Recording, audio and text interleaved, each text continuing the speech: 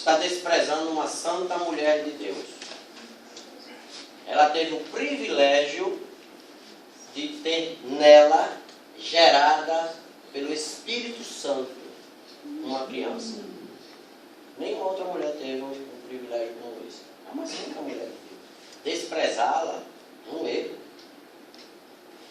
Né?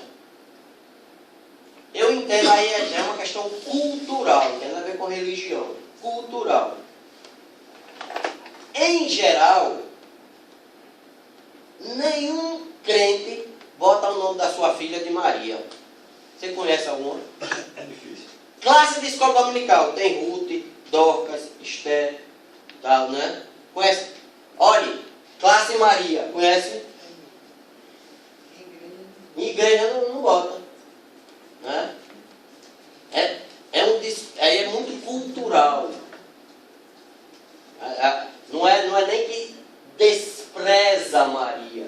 É muito uma questão de cultura para que não fique parecido com a Igreja Católica. Só por isso. Agora, qualquer crente verdadeiro que intencionalmente despreze Maria, está cometendo um erro. É uma santa mulher. Não é salvadora, não é corredentora, não subiu ao céu, não é nada disso.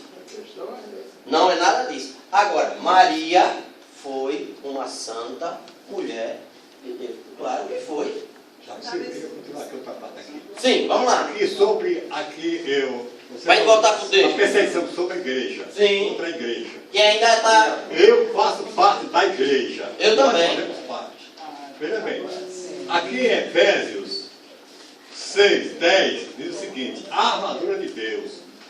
No demais, irmãos meus, fortalecendo no Senhor e na força do seu poder, revestindo toda a armadura de Deus, para que possais estar firmes contra as ciladas do diabo. Se me perseguir, ele perde. É isso mesmo. Veja bem, é agora isso que está dizendo. ele quer pegar os que a igreja está evangelizando, tentando pegar. Quem está falando da igreja. Agora quem estiver na igreja não pega não.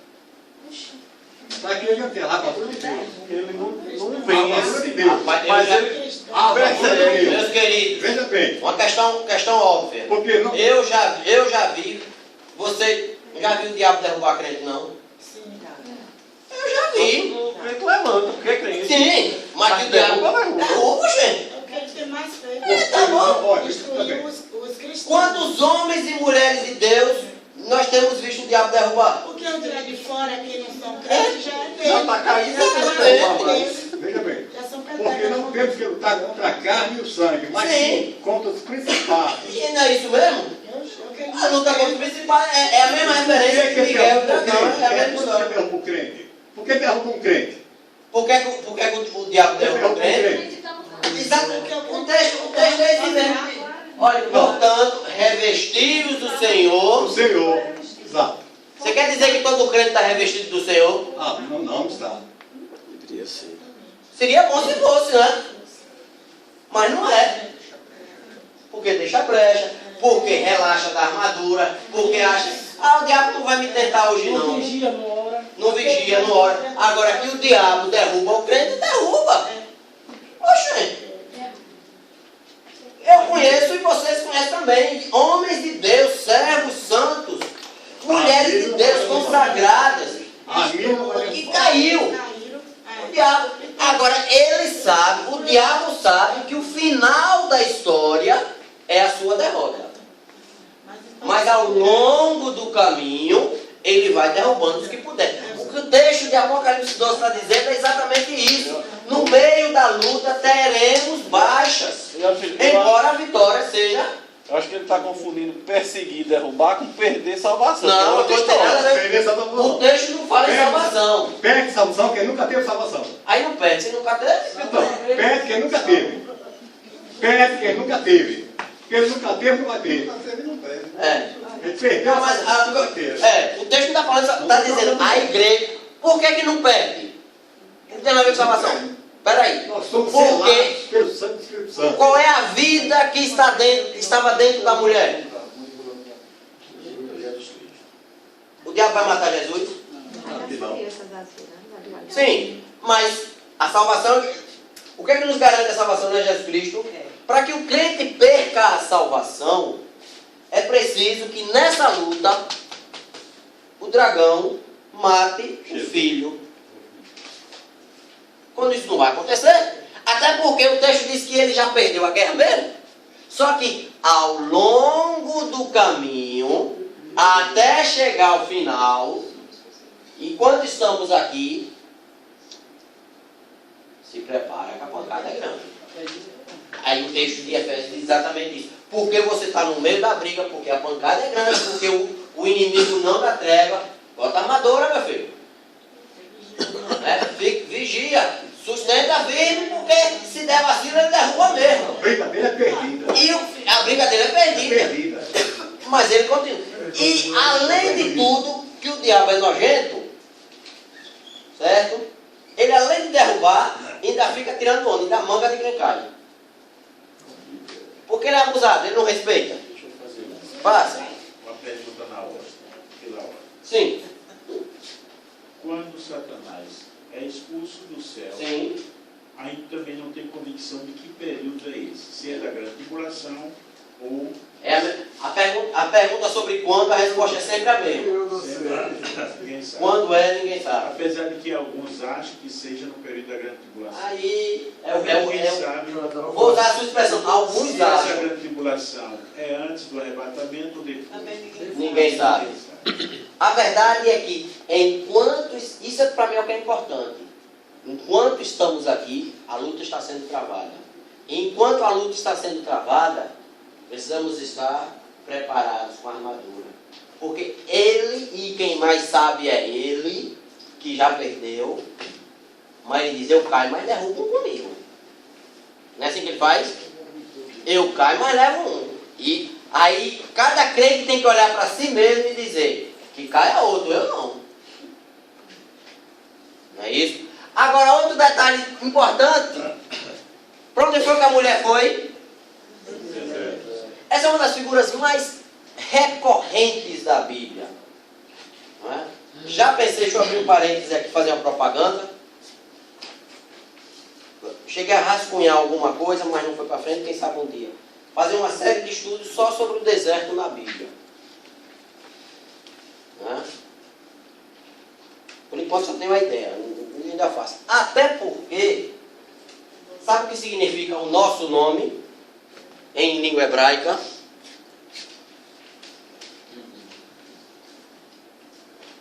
Deserto. Deserto em hebraico é Jabes. De onde vem o vale de Jabes Gileade. Um oásis no meio do deserto. Significa Jabes Gileade. Jabes é deserto. É o meu nome. Significa. Né? Que está lá no capítulo 1 de Gênesis. E Deus separou a água de Jabes. Depois, se quiser, a gente vê o texto hebraico. Mas é fechado, um parênteses, que não tem nada a ver. Para poder abrir esse parênteses aí. Não, voltar à história de Maria. Sim. Que eu pedi a palavra, você deu para os outros. Oh, desculpe. Aí, a questão cultural que nos Estados Unidos, o que tem de Maria, Porque lá... toda mulher quer ser chamada de Mary, que é Maria. Porque não tem esse peso cultural que tem no Brasil. É só isso que eu Né? queria. E o curioso, Maria é o mesmo nome da irmã de Moisés, em hebraico. Miriam. Quando a gente passa para o português, que fez essa distinção. Mas se você pegar, por exemplo, a Bíblia em inglês, ou a Bíblia em francês, ou a Bíblia em italiano, as duas mulheres têm o mesmo nome. Elas só têm nomes diferentes em português e em espanhol. Né? É puramente cultural. Não tem nada a ver com religião. Puramente. Como a Igreja Católica, por essas bandas, teve a influência cultural, a formação cultural brasileira é basicamente uma formação católica, não é? Não preciso provar a você. Qualquer Zé Mané que não é nada na vida. Qual é a sua religião? Quando foi que você foi lá na Igreja Católica? Quando foi que você comungou? Confessou? Seguiu? Você segue os preceitos da Igreja Católica? Nenhum. Mas você é o quê? Católico. Você é católico coisa nenhuma, rapaz. Né? Se não segue os ditames da religião, você não é católico. Não é? Isso é óbvio. Mas aí é a questão cultural. No Brasil, a nossa cultura estabelece que o modelo católico é um modelo que é dominante. Então, para que não se assemelhássemos a esse modelo católico, então, só que do Brasil, da América Latina de modo geral, né? Que tem problemas com isso. Mas, podemos voltar? Olha, Muito bem. Então, a questão do deserto. O deserto na Bíblia, na maioria das vezes, e a gente pode citar, vou citar aqui alguns exemplos, é o lugar onde Deus atrai o seu povo para fazer no meio dele a manifestação da sua glória. É onde Deus prepara o povo para o que está para acontecer. Quando o povo de Israel saiu do Egito para conquistar a terra, o grande evento do Antigo Testamento, o povo, a Bíblia diz literalmente, foi levado para o deserto. Moisés encontrou com Deus no deserto. Davi, antes de chamar os seus 300 escolhidos e subir as encostas do Monte Sião para conquistar Jerusalém, ele acampa no deserto. Vários outros textos. Antes de chegar no Novo Testamento, só mais um do Antigo. Ezequiel. O Espírito me levou e me mostrou um campo deserto que estava cheio de ossos secos. Novo Testamento. Depois que foi batizado, antes de começar efetivamente o seu ministério, para onde o Espírito levou Jesus? Para o deserto. Paulo se converte por 3 anos antes de começar seu ministério. Para onde ele vai? Para o deserto. O deserto na Bíblia simboliza o lugar onde Deus prepara, faz gerar a sua manifestação no meio do povo. É para o deserto que a mulher é levada. Deus disse, olha, eu tenho uma coisa muito grande para fazer com você. Você tem um papel importante na história, mas ainda não está pronto. Espera aí. No meio da batalha, estamos tratando da batalha, não é o tema do capítulo. Deus tira, olha, para que você não seja derrotada, não caia no meio da batalha. Deixa eu te tirar, vou te colocar no deserto e vou lhe preparar. Deserto simboliza a preparação de Deus para o que Ele tem para fazer. Deus ainda tem muito a fazer no meio da igreja. É por isso que Ele nos coloca no deserto. No meio da briga, a igreja muitas vezes é chamada para o deserto. E a igreja que não vai para o deserto, fica no meio da briga e morre de bala perdida. Tem que sair do lugar de conforto. Tem que sair, né, de onde está confortavelmente, sossegadamente, e ir para o lugar onde Deus tem preparado. E lá no deserto, o texto diz que a própria terra socorreu a mulher. Esse é um dragão diferente, está dizendo aqui, é um dragão que não solta fogo, solta água, né? Um dragão diferente. Mas aí, a gente vai lembrar de outro deserto. Elias fugindo de Acabe, foi para onde? Para o deserto. E lá no deserto, o texto diz que as aves de rapina vinham alimentá-lo. É isso? Deus move a terra, Deus move tudo que tiver de mover para que aquele que está sendo tratado por Deus não venha a sucumbir. Mas preste atenção, cuidado, porque tem o outro lado da história. No deserto também nos é proposto que as pedras se transformem em pães. Não foi no deserto? O problema é quem que fez essa proposta?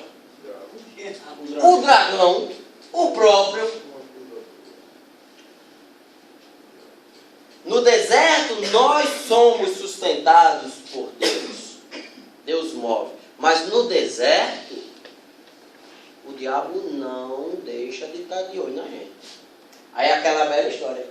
O diabo já sabia que estava derrotado? Já. Mas é desaforado. Ele foi tentar Jesus. Foi. Porque ele não respeita ninguém, não. Se você acha que o diabo tem educação, não tem, não. Não é? E antes da gente terminar, vou citar só uma ilustração que Jesus cita. Você expulsa demônio de uma pessoa. A casa fica limpa, bonita, arrumada. É assim que Jesus diz? Só que fica vazia. Aí o diabo dá uma volta por ali. Que é o que ele faz mesmo. Né? Eu já disse, o diabo, ele tem paciência, ele não tem pressa. Ele tenta hoje, não lhe derrubou. Preocupe não que ele vai tentar amanhã de novo. Né? É o que ele faz. Aí no outro dia ele volta. Ontem ele tomou uma surra, não foi? Foi expulso de casa. Mas ele voltou, porque ele é desaforado. Quando ele chegou, como foi que ele achou a casa? Limpa, arrumada, cheirosinha. Ele disse, olha, morada arrumada. Aí ele vem só. Um abismo chama. Não tem pode. A única maneira de se evitar esse tipo de coisa, a única,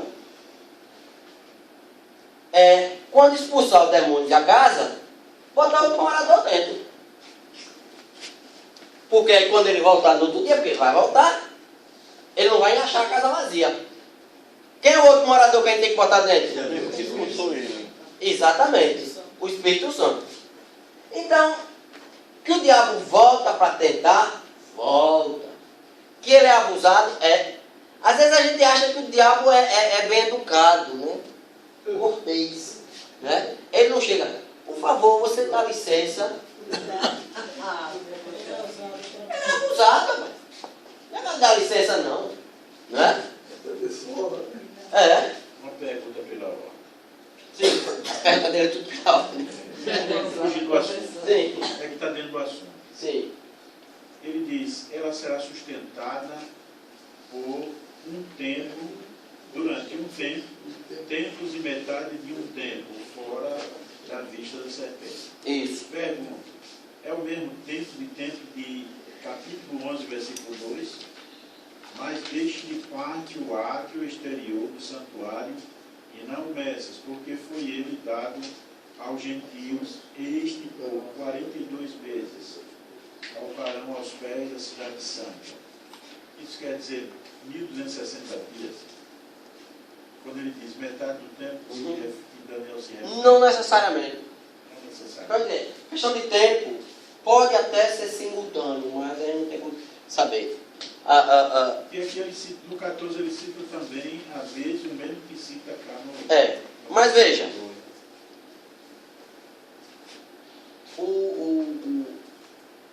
a língua grega, ele tem maneiras diferentes de dizer a mesma coisa. Cuidado também com o preconceito, falar nisso, para não dizer que a língua grega é mais rica do que a língua portuguesa. Não é. Qualquer linguista que tenha um mínimo de conhecimento vai comungar essa ideia de que existe língua. Não existe língua rica ou língua pobre. Toda língua é necessária.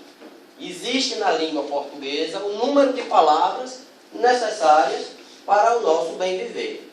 E se não existir a palavra, nós, como falamos da língua portuguesa, o que é que fazemos?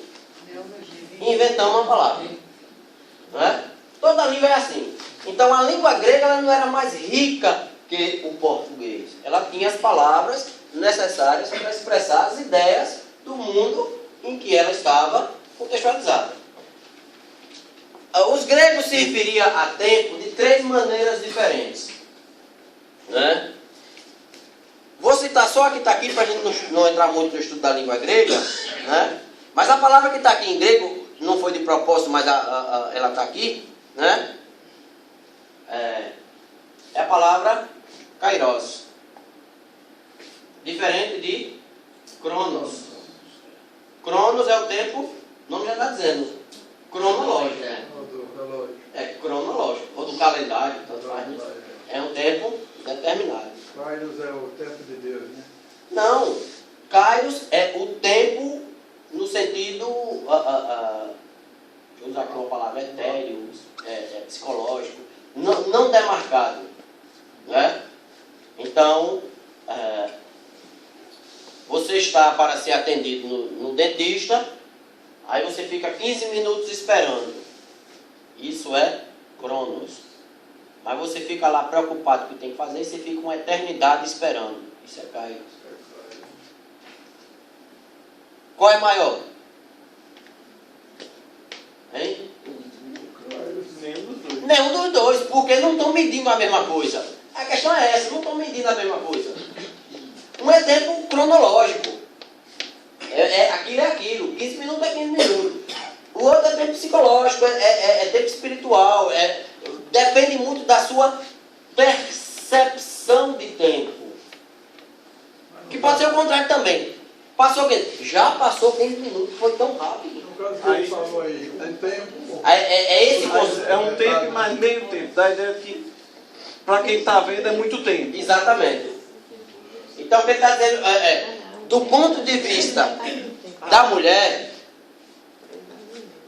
esse período no deserto em que ela é sustentada não é uma coisa curta. Certo?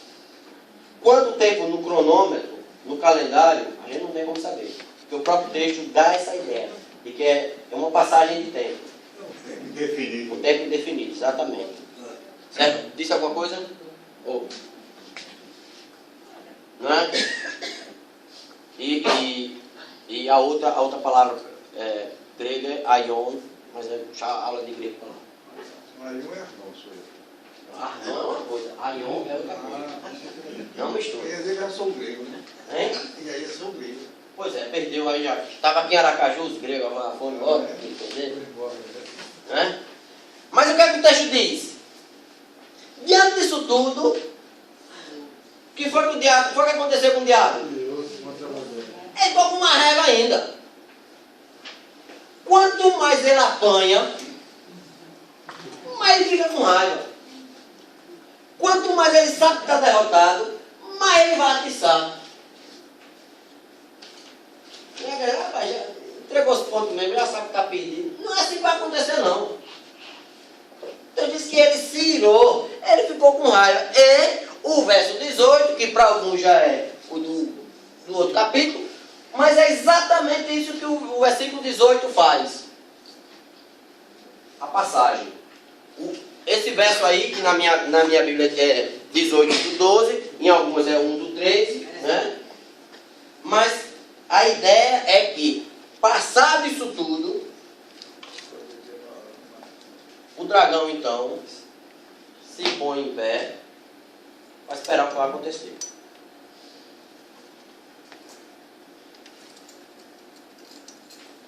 Não é isso? É simplesmente isso. Ele se pôs em pé na areia do mar. O capítulo 13 então vai irão surgir as bestas. Mas esse já é o capítulo 13 para a gente estudar na próxima semana.